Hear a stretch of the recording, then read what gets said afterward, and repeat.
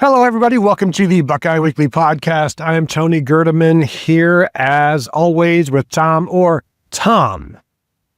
How's it going? Feel like we should brand this like the Buckeye Weekly Podcast now with palm trees. It's not exactly like always, but It's, similar. There's a lot of Central Ohio in these palm trees as we're looking out. So welcome, everybody, to the Tom. I'm going to ask you to name the sports park that we're at right now in 3, 2, 1, go. I'm not getting paid to say the name. Okay, I can actually see the sign that's right over there. It's backwards, but I can read it. It's the Craps. No, that's backwards. It's the Dignity Health Sports Park. This is where, Tom, and I'm going to give you 3 seconds to answer this one. The Los Angeles soccer team plays here. They are the Los Angeles Football Club. So close. They're the Galaxy, aren't they? That is correct. They are. Statues of Landon Donovan and David Beckham behind us. Yep. So the statue of Posh Spice must be around here somewhere. This is the second time I believe we've been here. We were here a couple years back for another practice, and that's where we are right now. We're here for Ohio State's practice. But first, before that, and we can't shoot any of that right now, Tom, we have to get to our bold predictions. And this is going to be a good one because here we're kind of held captive by the surroundings. No ability to research your lies or counter your lies or argue about your lies. So we kind of have to be friendly about this and friendly about your lies. And so, Tom, would you like to go first? I think I'd like you to go first. Okay, I will go first, Tom. Here's one that I don't know if has ever happened. Since Abraham Lincoln signed the Magna Carta, Tom. 1066, if I recall. While on a train, delivering and writing up a speech, Jeremiah Smith will score a touchdown in the red zone on Jabbar Muhammad. So I'm adding a little bit of, there's one, it's a Jeremiah Smith touchdown. That's not bold. Yeah. 2, it's in the red zone. You had those 2 things as bold. Yeah. You had the 3rd in there. It's got to be on that specific player. And when I say on him, you'll know when you see it. Like, if he starts to play on him, but then drifts off or whatever and goes, somewhere else, then that's done it. But if he runs by him and he's not in the picture, that still counts. Okay. I think this is one that each individual piece of this is not necessarily all that bold, but when you put them all together, it's a little like you had one about the kickoff against Tennessee, and it's like they have to win the toss, and then they have to defer, and then Tennessee has to get the ball, and they have to do this. And eventually you smush enough not bold stuff together that it sort of becomes eventually, bold adjacent at least. I'll be in the spirit of the holiday season, I'll be generous and say that it is bold adjacent, which is, that's still much higher than the bar normally is with you. So, I'm going starting to out allow with the insults right away. I have been nothing but even and level with you, and you're already like throwing out barbs. Lies. See, that worked on 2 levels. All right, so that's a good one, Tony. Not since Abraham Lincoln did what? Led the Israelites through the desert for 40 years. It's a different Abraham. That's So you're telling me the North did not have Abrahamic faith during the Civil War? Boy, okay, this is come on. Now I'm completely thrown. All right, so last 7 games. Do you know how many passing touchdowns the Ohio State defense has allowed? 0 passing touchdowns. Tony, did you know that 7 games is more than half of a season? Correct. So you know what they're going to do for the first time in more than half of a season? What? They're going to allow a passing touchdown to the Oregon Ducks. Do you know how many passing touchdowns they allowed the last time they played the Oregon Ducks? That was, Tony, all week long we've been talking about the fact that that was a different game, different place, different time. Tony, what if I tell you the passing touchdown is going to come between 17 and 34 yards? Well, so what happens if there are more than one? Are you saying more? At least one. At least one will come between the 17 and the 34 yard line. I don't like this one. Good. But you have invoked the 17 to 34 clause, and I am powerless to stop it. That is an incredible stat, though. No touchdown passes allowed in the last 7 games. They've given up 4 this year, the fewest in the nation. Do you know what the next fewest is allowed by a team this year? I don't, but I can't wait for you to tell me. This is the Texas Longhorns. 7 touchdown passes allowed. 4, of course, almost half. Yes, almost half, yes. I just would like to let you know that now that you have said the 17 to 34 clause, I have 17 to 34 clauses coming to town in my head in the spirit of Christmas. And, Christmas, Tony, much like the 17 to 34 clause, can live in our hearts all year long. My next one, Tom. How about this? Cody Simon and Sonny Styles will combine for at least 3 tackles for loss. Mm-hmm. And at least 1.5 of those have to come against Dillon Gabriel, the quarterback for Oregon, who we know has never been tackled, let alone tackled in the backfield. And that's what tackle for loss means. It's tackled in the backfield. I wondered why you wanted us to do this show in a place where there was no good cell reception, and it feels like Dillon Gabriel has never been tackled in the backfield. While it felt spiritually true... since Abraham. While it felt spiritually true during the Ohio State-Oregon game back in October, I don't think it's technically true. However, I'm powerless to look it up, so I think I am going to be forced to allow this one. This is how the Amish used to have to do their bold predictions. Mm-hmm. Or still do their bold predictions. Not much has changed. 'Tis a fine prediction. Surely 'tis no pool English. Although, I don't want to get too far into the weeds, but it's probably it's probably frowned upon to be like a predictor, and a successful predictor at that. Mm-hmm. College football soothsayer? No, not a respected profession. No. Which? Yes, that does feel like it. I feel like you would probably float. So, I want everyone at home, when you're playing along at home, I want you to figure out at what point I run out of ones that I had time to research this morning and which ones I am just going to have to wing and make up on the fly. All right. Tony, against Utah 3 years ago, he said off the top of his head, Ohio State allowed 114 rushing yards and 21 points in the second quarter alone. Okay. 114 rushing yards, 21 points. They allowed 335 total yards in the first half alone. No more than one of those is going to go over in this game. So Oregon, which is famously better at football than Utah, Oregon will be held to fewer than 114 rushing yards. In the game or a quarter? In the game. Okay. Fewer than 21 points, fewer than 335 total yards, at least 2 of those. At least 2 of those? At least 2 of those. And you can tell me how many points that's worth. For the game. Well, it's just 1 point. Okay, I like that one. Sometimes, Tom, you strike me with your boldness because normally you don't. Mm-hmm. So this is a good one. So at least 2 of fewer than 21 or 21 are on, no more than 21. No more than 21. No more than 114 rushing yards. No more than 21 points. No more than 335 total yards. I like that one. That's a good one. I can't complain about that one, and I'd love to if I could. We're moving right along, Tom. No one would love to complain about this more than you. Believe me. Everyone knows. Here's one, Tom. And tell me what you think about this one. Will Howard, Ohio State quarterback, outrushes Dillon Gabriel, Oregon quarterback. And we know that didn't happen the last time.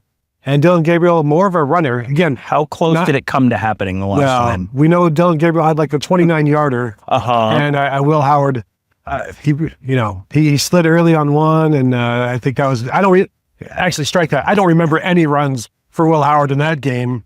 I think he had 22 yards rushing in that one. How many yards did Dillon get? I don't know. Is the look on your face because you do know or you don't know? No. Trust me. When I don't know, people know. Or they just assume. That's kind of the whole conceit of the show, yes. Tom, are you researching this? I'm going to tentatively approve this because I feel like we're going to look at this and it's going to be close, but Gabriel did have the one long run. Are you officially protesting this pick? You'll allow it, then we'll talk to the commission afterward? I'm not even protesting it. I'm just sort of contingent. When you sell your house and it's the buyer can buy your house if they sell their house. You can buy this one if the individual stats come up for me quickly, and I can tell you that. Yeah, we got to get moving. Will Howard netted out only 13 yards the first time, and Dillon Gabriel netted out 32. So yes, okay, right. I will allow that. That was 2 points. It was because Dillon Gabriel had zero plays where he was tackled for loss, and Will Howard, not once in the history of college football, So that's actually my next one. Dylan Gabriel tackled for loss literally once. Never happened before in college football, Tony. All right, so that's an acceptable one. I will allow that. Okay. Do you know how many 3-and-outs Ohio State forced during the first meeting with the Oregon Ducks? 3-and-outs, including a punt. Maybe one? Exactly one, in fact. All right. So when I tell you that they're going to force 3-and-outs, so 3 plays followed by a punt, Okay. no first downs. Just let's define our terms. Everyone knows what a 3-and-out is, but also like sometimes someone's like, well, I mean, really, what things can get hinky. What is 3 really? What is an out? Company is the answer. Yes. 3 is company. So, okay. But 3-and-outs followed by punts for Ohio State. So not 3-and-out followed by field goal, 3-and-out followed by a punt. I like that one. That's a good one. This is one where you're like, yeah, but Ohio State does it every game. It doesn't apply. This is a different animal. Congratulations on doing it against Purdue. Yeah. That has nothing to do with anything. So that's good. I like that one. Pretty good. And frankly, if they do that, you got to like their chances. I mean, it's just 3, but if you're playing that well, you'd figure there would be like a 6-and-out or something. Yeah, and they had a couple of those. They had one where it was 4 plays and a field goal or something like that, and they had a couple others that were sort of 4 plays or 6 plays. But yeah, getting Oregon 3-and-out with as well as Oregon stays on schedule and sets up a bunch of 3rd and 2s, then that's going to be a difficult one. It feels like these bold predictions are leading in a general direction of how we think this game is going to go, but that's what bold is. It doesn't, come on. We're trying to be bold here. Tom, here's one for you. Ohio State's defense will hold Oregon's running game to at least 1.7 yards per carry in one quarter, and at least 3.4 yards per carry in 2 other quarters. 3 separate quarters. 3 separate quarters held under 3.4 yards per. That. I mean, that's a 2-pointer or a 3-pointer, but I've got others for that. So I can't believe we're wrapping up 2024 and you're getting an early start on your New Year's resolution to finally take this show seriously. That is a very good one. I didn't say I was taking this show seriously. 1.7 yards per carry for Oregon in one quarter, 1.7 or below. Yeah. And then 2 other. Exactly. No, I just. Yeah. And then 2 others of 3.4 or below. So 3 quarters of 3.4 or below, including one which is 1.7 or below, just to say it a different way. Can I ask you, would you have taken 3.4 in just one other quarter? Oh, you'll never know, will you? Let me just see your cards, Tom. All right. So now that I have given you 3, which were carefully researched, Tony, boy, so many things, so many different ways we could go with this. Are there? Boy, yeah. Name one. Boy, brother, I am trying. I am really trying. Let's see. How about one from? Let me look up real quickly. I'm going to pull up Ohio State's rushing stats from the first game. How about this? Quinshon Judkins had 11 carries for 23 yards and a touchdown in the first game. All right. TreVeyon Henderson, 10 carries, 87 yards. He had a 53-yarder. So right. you take the 53-yarder out, he was 10 for 34 and 11 for 23 for Quinshon Judkins and TreVeyon Henderson, excluding the one thing. So that's 21 carries for 43 yards. It's basically 2 yards flat per carry, excluding the one big one. So how about this? Excluding the long run of the day, TreVeyon Henderson and Quinshon Judkins. So let's say, excluding the long run of the day, TreVeyon Henderson and Quinshon Judkins total an average of 4.5 yards per carry. The thing is, that doesn't seem bold, but if you were to exclude the long carry in most days, would that equal 4.5?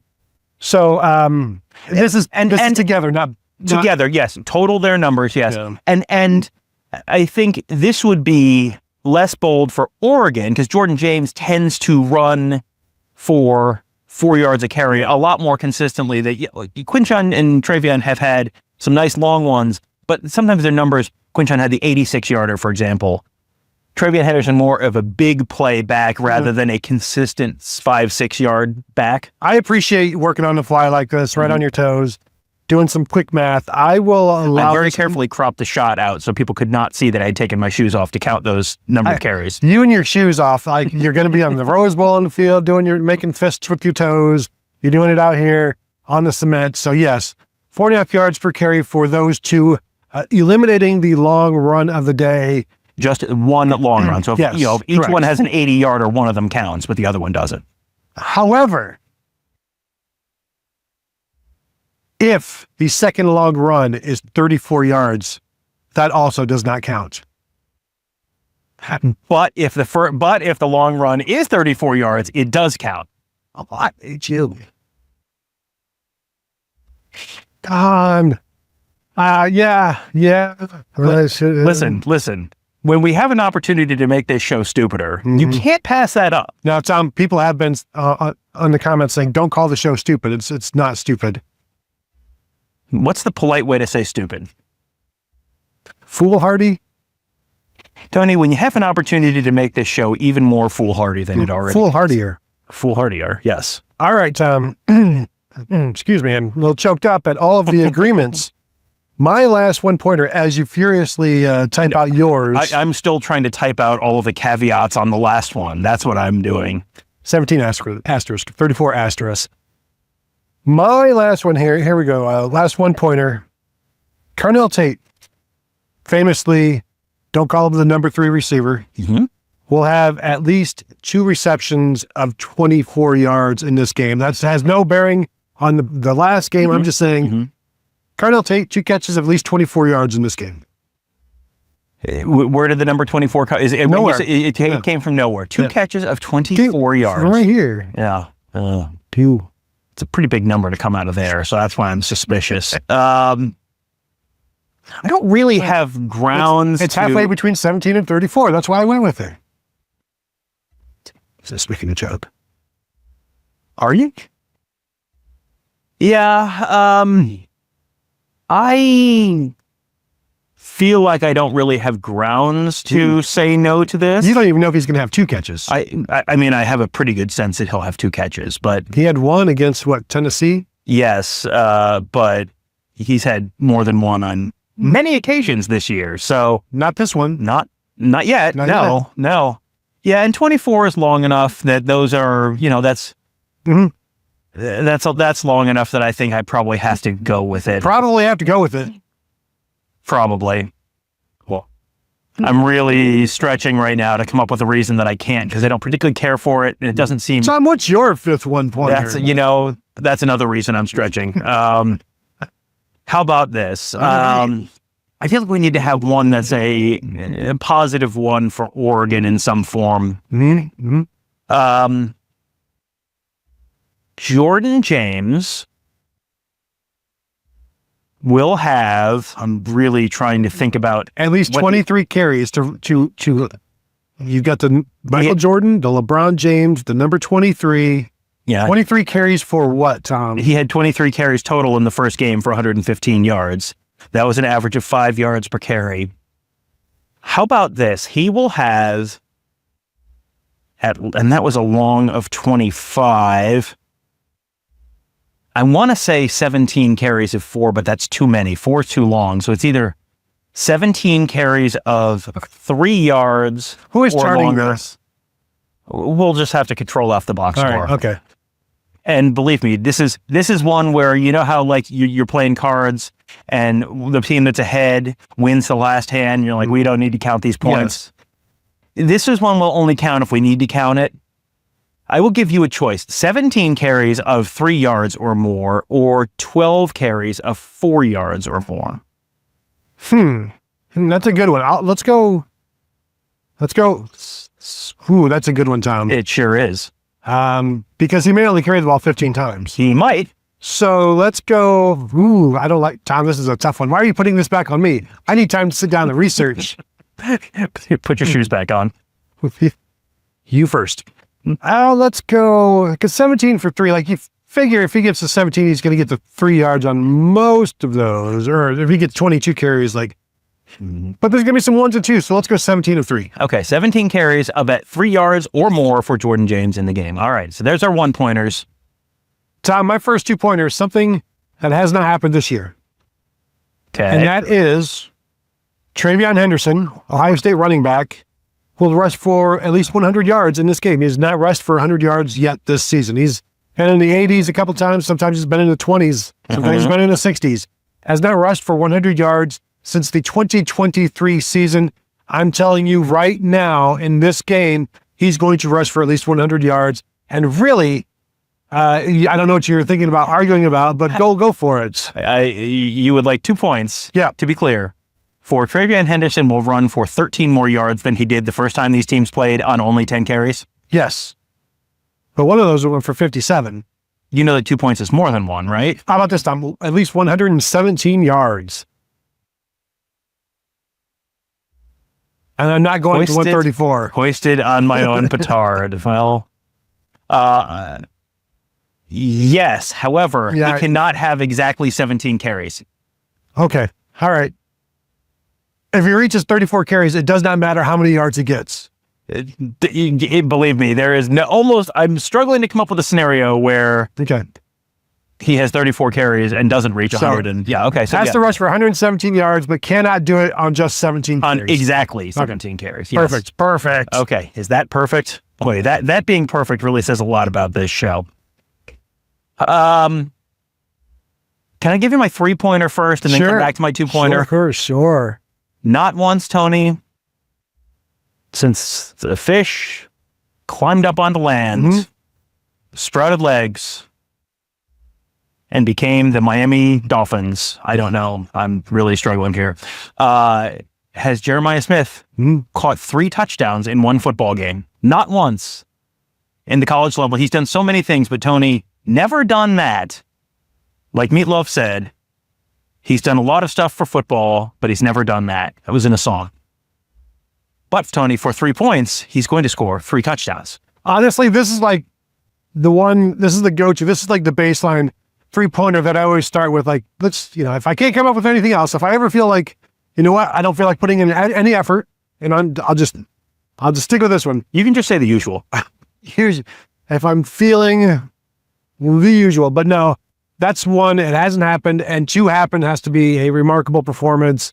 So yes, we will allow it, even though Marvin Harrison Jr. did that many times. And as everybody knows, Jeremiah Smith, a much, much, much better receiver than Marvin Harrison Jr. So yes, we will go ahead and allow that. Again, this is one I hold personal because I've used it. I've thought about using it like every week, but then it's like, no. Let's take this seriously and put some effort into it. So your 3-pointer, we will go ahead and allow that one. Tom, do you want to hear my 3-pointer? More than anything in the world. Do you remember what happened the last time Denzel Burke played the Oregon Ducks? He gave up like 8 catches for 179 yards and 2 touchdowns. I do remember that. Yeah, that's actually come up some this week, believe it or not. In fact, it has. How about this one, Tom? Denzel Burke, pick 6. Well, I mean, any individual player having a pick 6 or a score in a defensive touchdown is an automatic yes on a 3-pointer. So I am forced to allow it. What kind of story would that be? I guess it depends on how many catches he gives up. It still depends on how many catches he gives up and how the game ends for Ohio State. But it does feel like that would be narratively a pretty satisfying thing for Ohio State fans. So I am going to say yes to that. Thank you. I could have said just Denzel Burke touchdown. You could. And I probably should have. Oh, man. Well, I still have my 2-pointer. So it would be... This is twice in this show. I've left my finger off the checker, and I shouldn't have. But this is what happens when we do it outside. Yes. I get distracted. That's not a bad one. I don't want to take your thing. Let me instead say that...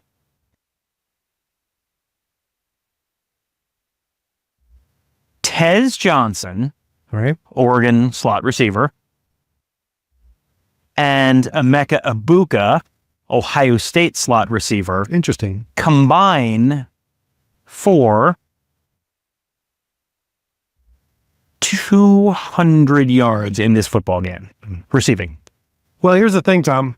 They're averaging probably about 170, 160 together when they're both healthy. Probably more than that.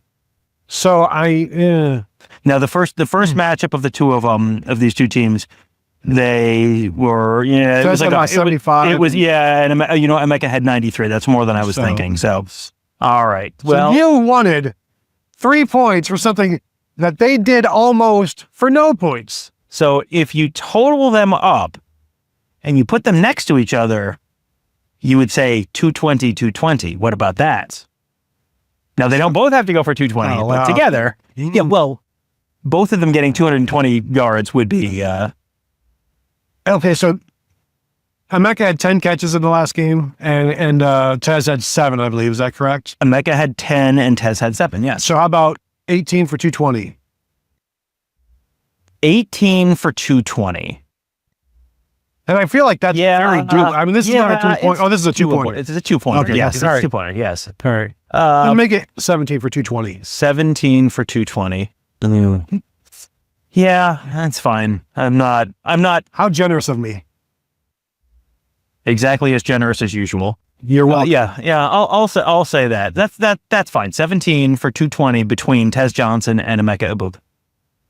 Except, no, I'm done with the exceptions. Did you write that one down for yourself, Tom, there? No, I sure didn't, but thanks for asking. 18 for 220. I still need a freebie. Oh, okay. Tom, Tez Johnson will have at least one catch, but you cannot count that catch on one of your 17. Strong disagree. All right. I say Emeka Egbuka and Tez Johnson will combine for at least 2 catches. Okay, that's a good one. And I will say to you that Jeremiah Smith will have at least one play of 7 yards or more. Accepted. In the game. Okay. Yeah. All right. All right. That works for me. All right. I did not write that one down. I'll just assume it happens. Yeah. But thank you for that. So there you go. Our Rose Bowl bold predictions. Rose Bowl predictions. Our Rose Bowl bold predictions. Rose Bowl predictions. Thank you all for tuning in. If you're watching on YouTube and you're angry at Tom right now, go ahead and hit that thumbs up. Subscribe to the channel if you've not yet done so.